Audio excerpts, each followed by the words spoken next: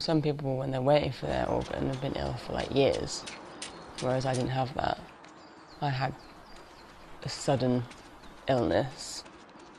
It's always in the back of your mind that, yes, I've been through something major, I've had a transplant, and that's always going to be with me.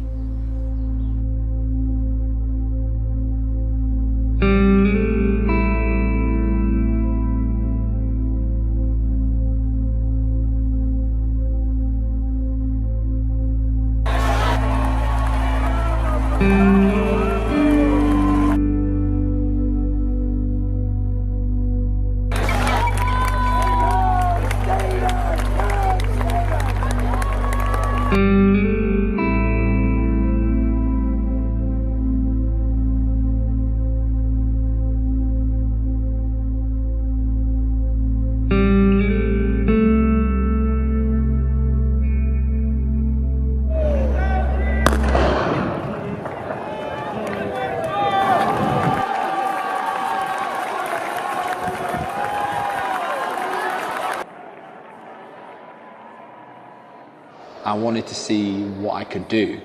I wanted to see what was achievable post-transplant, what this kind of new me could do. To be as healthy as possible is always going to benefit, because your organ is dependent on your well-being. You know, and you can think of it as part of you all you want, but ultimately this is something that I'm trying to keep going as long as possible. But then again, I perhaps don't think of myself in weird way. I kind of think of myself as I'm up here and this is just bits that I control. You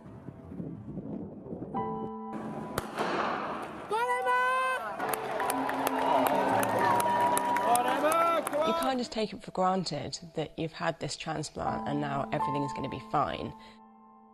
So I mean, you weren't born with this organ, it's someone else's, so you've got to do everything you can to make sure that what you're doing is keeping yourself and your organ well and healthy.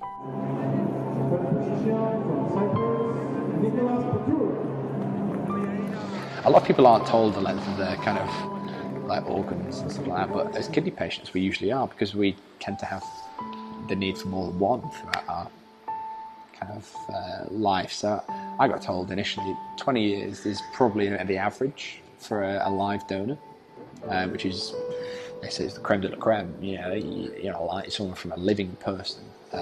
But you get people 30, 40 years ago, you get them to nearly 40 years, some of these transplants. But they're still kind of competing at 80 plus, and not because they are really that interested in winning medals anymore. It's because they can.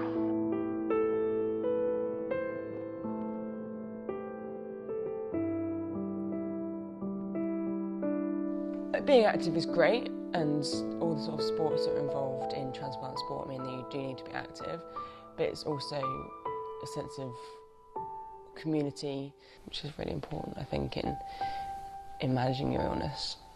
When I went to my first transplant sport training day, it was meeting other athletes and other people that have done sport, and they come from a whole range of transplants, basically, and walks of life, and some did sport before and some did after their transplant, and some had their transplants 20, 30, 40 years ago, some had them just a few years ago. I was sitting around and looking around and thinking, God, all these people have had transplants, they've all been through something like me, and as much as your family are there for you and want to understand, no one really understands until they've been through it.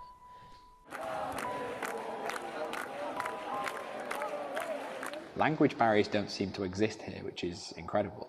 You know, we have a commonality of we've all been through something that has meant that we need to have an organ. You know, you're all in it together. You know, and it's very, very humbling for me to be able to discuss how I can kind of get how they've got to where they are. You know, we've all kind of said, you know, we're all where we are. We're all healthy enough to be able to compete, and you develop this bond that you get, you know, in everyday life. But genuinely, like, you cannot yeah, it's amazing. It really is.